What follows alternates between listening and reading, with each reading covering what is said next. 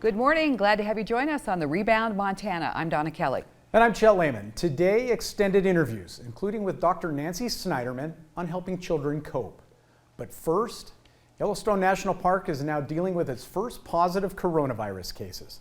The park is widely thought of as the definition of wide open space, but that view can be deceiving. The problem the park faces is that while it encompasses more than 2 million acres, most people gather at just a few popular sites. And that can lead to crowding and virus transmission. MTN's John Shearer spoke with Park Superintendent Cam Shawley about the virus popping up in Yellowstone.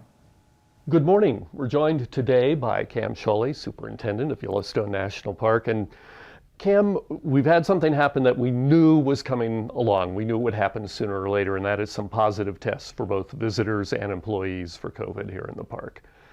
What's your first reaction to that? Expected. And I said that early on, that when you have a park of this size with this many people coming in from different parts of not only America but around the globe, there are going to be positive cases. I've been pleased with the numbers, and I think the most important thing to me right now, according to public health, is there's no community spread. Majority of the cases have happened recently, and we're talking 3 visitors and 2 concession employees. It appears that most of those, if not all of them, contracted the virus out of the park and brought it in. And so it's concerning, but I also think, considering we've had close to 1.5 million people in the park since we opened in May, that having 5 cases that have been geographically spread out across 3,500 miles. And I know there's been more cases than that, but these are the 5 that we know of. And we set a top priority initially of really doing the very best to protect our employees, whether the Park Service or our business partners and visitors, to the best degree possible. But I was also very clear that I put an enormous responsibility on the visitors to adhere to health guidance, to socially distance. And that's been better in some places than others. It's actually better now than it was a month ago, but generally speaking, it's not surprising. And I think that as we move along, we're going to need to continue to monitor it, work with our counties and states to see what's happening. And I feel confident in our mitigation, but the park's busy. There's a lot of people here, and teams are doing a great job. They're small numbers, but does this trigger any moves from the park? Will you change anything? Right now, no. Our business partners have already implemented mask requirements inside public facilities. The Park Service doesn't have any public facilities open. So any public facility in the park that our business operators manage, be it Xanterra or Delaware North, require masks. I think that's a good step. I think that you're seeing a larger percentage of people wearing masks outside. We have very concentrated areas that we're still focused on at Old Faithful and the Geyser Basin, at Canyon. We still have not opened our visitor centers. We have not opened 6 of 12 campgrounds. And so we, as you recall, we didn't go to wide open from the beginning. We very clearly, in conjunction and partnership with our partners and with the states and counties and communities, decided to be very conservative. And that approach, I think, has worked. I was camped in the park for 4 days last week. We were up at Canyon, and I saw lots of Texas license plates, California, Arizona, Florida plates, and some Northeastern plates as well. A lot of people coming in from outside. You mentioned that you believe that these positive cases came from outside the park. It's not community spread inside. Are you just kind of like plugging the holes in the dam and hoping that you get far enough into the fall and winter? Well, I would say this is a summer that I've never had a summer that I wish was over as quickly as this one. I'm glad we're open. I'm glad people are enjoying the park, and especially from the standpoint of protecting our employees. And obviously visitors were concerned there too, but it is nerve-wracking every day to look at the phone and is there going to be a positive or is it going to be more than one, or is there going to be some bigger issue? And we're fully operational from the standpoint that it takes a lot to manage 1.5 million people. You mentioned you need the cooperation of the public. Do you feel like you're getting that? Are people responding positively? Yes and no. I think there's people who are clearly very vigilant.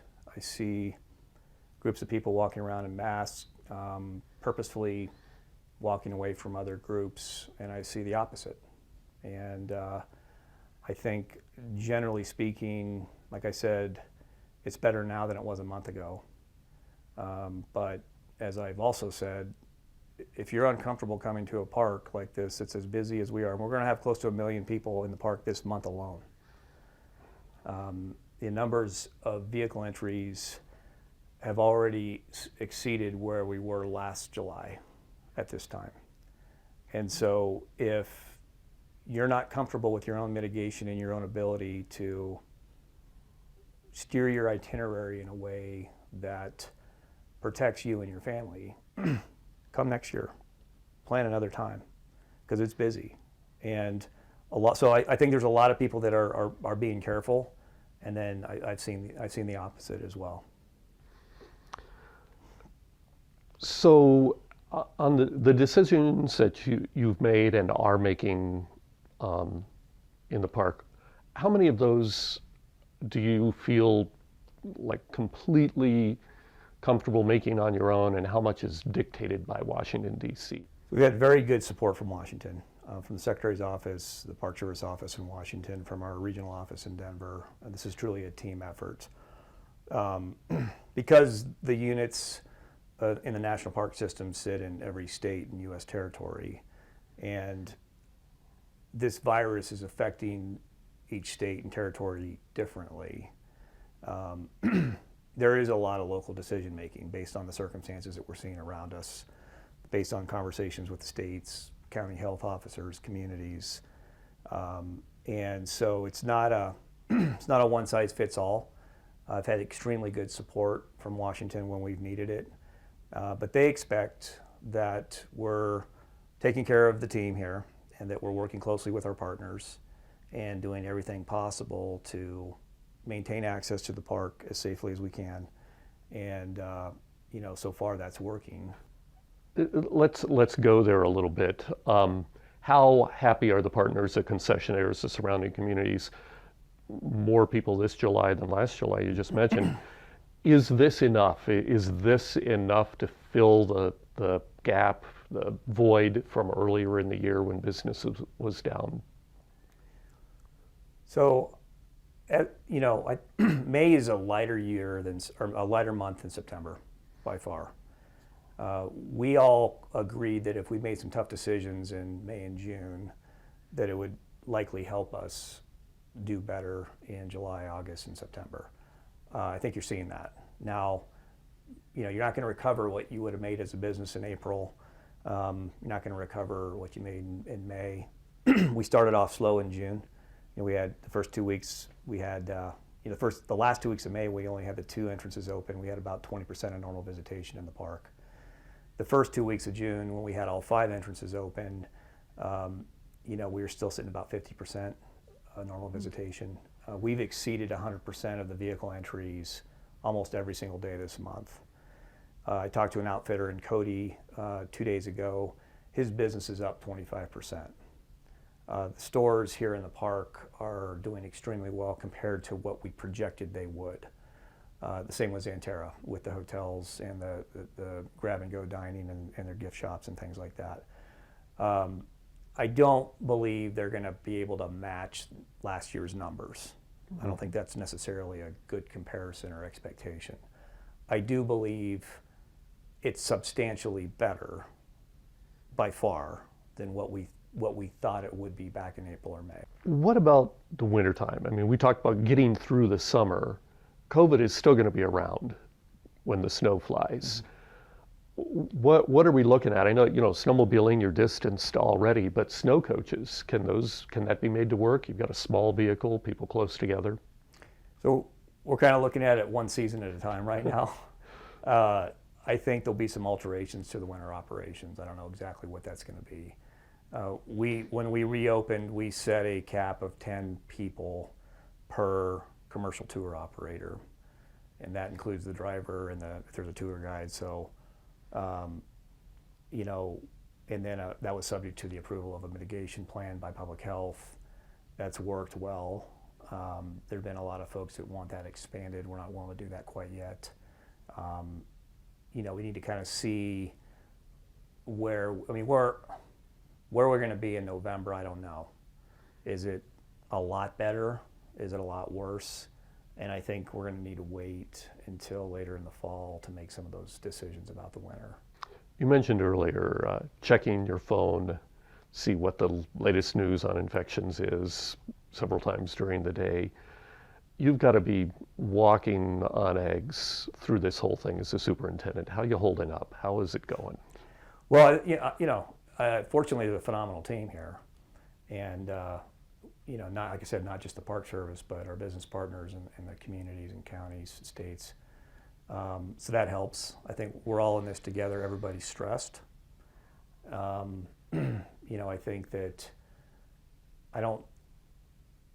I'm talking about right this second. I could be having a completely different conversation with you in 2 weeks. As of right now, I feel like we've threaded the needle as good as we could. But I think everybody wants to try to get through August and September intact and without any broken bones, so to speak. And we're only going to do that together. And so I think a big thing for me, and I kind of saw it last month when things seemed like they were better, is that we don't get complacent. Like we don't have, our teams thinking, well, I haven't gotten sick so far, I'm fine, and unnecessarily exposing themselves. Because we've seen, there was one visitor of those cases who didn't have severe symptoms, had shortness of breath, and that's not abnormal At this elevation. Yeah, when you go from sea level. So we get our paramedics and EMTs and rangers, they deal with that on a regular basis. And the visitor drove himself to the clinic here in Mammoth and was complaining of shortness of breath and that kind of thing. And the clinic, worked him up as a patient, and then our teams transported him to the hospital in Livingston, and it was later found out that he was positive. If you just think about, he didn't know it. He didn't have any real symptoms beyond shortness of breath, and you could have had an ambulance crew, or you could have had a clinic exposed, an ambulance crew exposed, the team that went in and cleaned his campsite could have been exposed. And so when I talk about complacency, one positive interacting with people who are complacent and not treating everybody as they could be positive could have a substantial impact on a variety of different operations in this park. And so, I commend Xanterra and Delaware North and Yellowstone Park Service stations and our clinics and MedCorps for really focusing on keeping everybody safe, still providing incredible service to the public, but understand that we're all in this together. Communications is really important, and we can't let our guard down, coming into August here, because it's going to get, and July was busy. Traditionally, July has more visitors than August, but I'm sure August will be every bit as busy as July. It's busy out there. And so let's keep doing what we're doing, and let's push through it. And you've mentioned already your appeal to the public. Have you thought of any ways to take that appeal even more directly to visitors, like when they're entering the park, or once they're in here, are they getting little reminders at all? Yeah, we've got it in half of the front page of the newspaper that gets handed out to every visitor is nothing but COVID. It's all over the web. We've got thousands of COVID signs out there. We've replaced thousands of COVID signs because they disappear We've got, it's on the radio. It's on the 1610 AM message. We've got other things that, we're looking at working on, social media and things like that. So I feel like we've done a good job there. Our partners are doing the same. The mitigation that Delaware North and Xanterra and Yellowstone Park Service stations have put into place, I think it worked really well. I mean, you've had a lot of people in those facilities. I think, like I said, the mask requirement in the stores and in the public properties is important and is being adhered to. From what I understand from one of the general managers this morning, that some of the county requirements has actually helped them enforce theirs. And so I think everybody's done a good job, and but like I said, we could be having a completely different conversation next week. And I think that's the tough part about this is, I've had days where I feel really good, and I feel like we're on a solid foundation and trajectory here, and that can change extremely quickly. I mean, one positive test, and you start thinking about the ramifications of that, and it's stressful, and it's stressful for everybody, and especially the people that are actually, working on the ground and interfacing with the public. I mean, if you're sitting in the entrance station, or you're at the front desk of a hotel, or you're at the register in one of the stores, or you're the paramedic doing CPR on somebody, that risk is here and it's real. And so we've got to do what we can to support those folks, give them the tools that they need, give them the flexibility that they need. But there are circumstances where, you're managing things that you can't back away from. And if you're going to go in and save somebody's life, and you've got to do CPR on them to do it, you can't sit there and say, I don't think I'm going to do that. And we've had several, what I would call, not that we always have great heroic incidents that our rangers and teams respond to every year, but I think COVID has added a new dimension to that in relationship to the selflessness in which a lot of these teams, and the American public can be so proud of this group and people working in parks across the country that are doing their very best to keep the parks open and accessible so all of these Americans that you see out here can come and enjoy their park. At the same time, they're taking risks, and we can mitigate those risks, but those risks are there, and they're taking them on. I'm very proud of them. And I hope they get the thanks of the public that they deserve. Absolutely. All right. Well, Cam, thank you very much John. for speaking with us Thanks today. for being here. Thanks. By the way, it's important to note that Yellowstone National Park tests Park Service employees weekly. Concession service workers are tested every other week for COVID infections. Recently, I sat down with pediatrician Dr. Nancy Snyderman about the anxiety for children and parents about going back to school. The doctor started with her thinking on wearing a mask. So I'd rather have a mask on my face than a tube down my throat. I think wearing masks is a sign of understanding public health, respecting each other, and obviously I want to stay safe. So the fact that we are sitting 8 feet apart and outside, I would have no concern about taking this mask off. But if you and I were indoors, or if I go to the grocery store, the bank, etc., I always have my mask with me. And I've been masking up as well too. So we're going to take the masks off so that we can be a little clearer because we are outside and we're further apart, but we certainly want to emphasize the importance of masks, and especially from the doctor's perspective. So parents, our children are a little older, although I have a child in college. But if I had to send them back to school, boy, it's stressful for a lot of parents. It's a mess. It's a mess. And part of the problem is that we have an international pandemic with mixed messaging from a lot of governments. But in this country alone, we have mixed messaging from leading physicians, the White House, the Department of Education. So parents are trying to figure out on their own, while living a daily experiment, how do I get my children back into the classroom, which we know is the best thing for kids, but without hurting children, or what concerns me a lot, having those children be the vectors of disease to bring home to mom, grandparents, or those with compromised immune systems. So the reality is parents are going to be winging it this fall, and that that shouldn't be in a country like this. Well, you have so many experts, and we're in almost uncharted territory, except for history with the 1918 pandemic. Best guidance. What would you use for best guidance? The CDC? Well, there is no singular body right now because you have to look in your own backyard. If you live in an area where, frankly, there are very few cases, you might be just fine sending your children to school.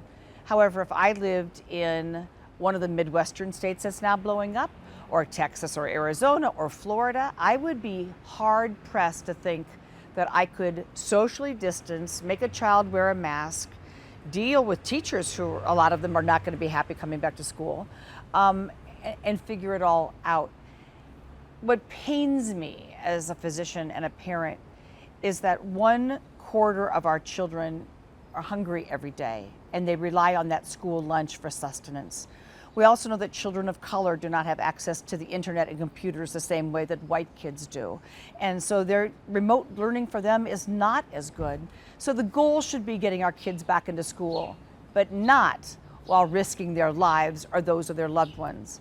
I worry that if schools rush, as some economies have, we are going to have pages in the backs of yearbooks that are going to be in remembrance of. And that is not how you want to mark a school year. No, yeah, that is frightening. And I think that's where we get to the people who are scared. If a parent or a child is scared to go back to school, should you make them? It's dealer's choice. There's no one size fits all here. If I lived in Glendive, I might feel very differently than if I lived in Glendale, California. You really have to look at outbreaks in your school, hospitalizations. We now know that children are getting sick. 22% of kids in Miami-Dade County are testing positive for coronavirus. So know what's in your own backyard. Make sure you listen to your school superintendent. Teachers should have a voice in this. And I hope that there's decent, respectful dialogue before the school year ramps up. So ramping up means having those conversations now, because a lot of schools go back to the classroom in a week or 10 days. It's a delicate balance, and every child is different. Right. But a delicate balance between safety at home and going back to school. If you go back to school and there is an outbreak, obviously you're going to pull them back out, right? And then what happens though? And are we trying to try and get kind of dipping our toes in so that we build some sort of herd immunity? Well, I worry that we're rushing schools like we rushed economies. You really have to flatten the curve in your neck of the woods for 2 weeks. Very few places have done that. If you can flatten the curve and you have no new cases and you can do distance seating and parents and teachers can come to an agreement, then by all means, school is better than social isolation. This is going to be a lost academic year for a lot of kids, and I worry about that. But I also don't want small coffins lining our streets. So we have to have a hard conversation with ourselves as parents, and for a lot of us who have seniors living in our houses, little kids can be the vectors of disease, and a child may be asymptomatic but bring home a virus to a grandparent. That's a big cost too. Yes, it is, yeah. What about depression and anxiety? How does that show up in a child? What should parents be watching for? So I think everyone's stressed right now. Kids are stressed, parents are stressed. It's frankly, do we talk about anything else but this virus? It is the #1 conversation. So children who suddenly can't sleep at night, they don't have the friends they did because of social isolation. They're spending too much time on the internet and you don't frankly know what they're doing. Their eating habits change. Suddenly they're eating too much or not enough. Anything that you know is a change of your normal child's schedule pre-crisis should be a cause for concern. Pediatricians and social workers are very tuned into this, and a lot of times it's nothing more than a call to your local nurse or physician to figure out what to do. But the stress of social isolation, trying to figure out if we're putting our kids in harm's way, these should not be minimized. What's the best mask for a child, and how can you get them to be enthused? Any mask is a good Any mask is a good mask for a kid.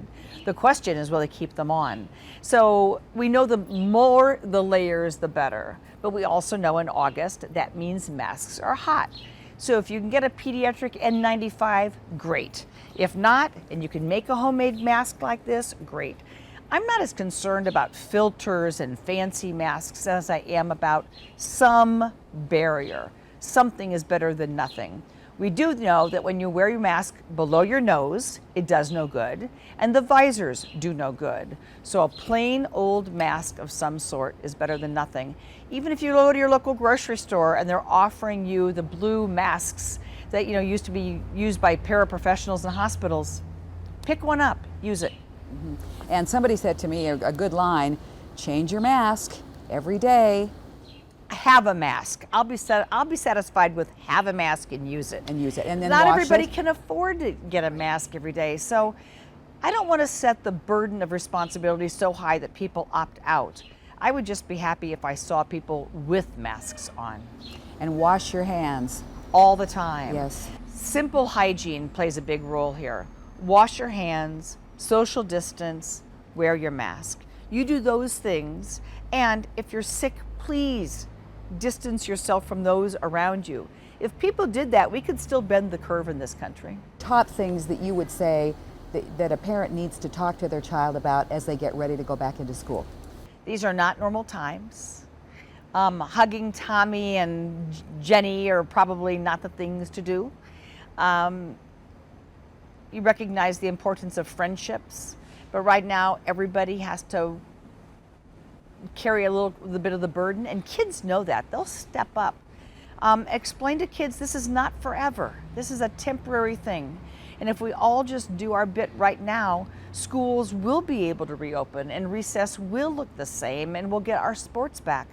But I would just say to parents, when the professional baseball players with their money and resources and self-isolation cannot prevent an infection,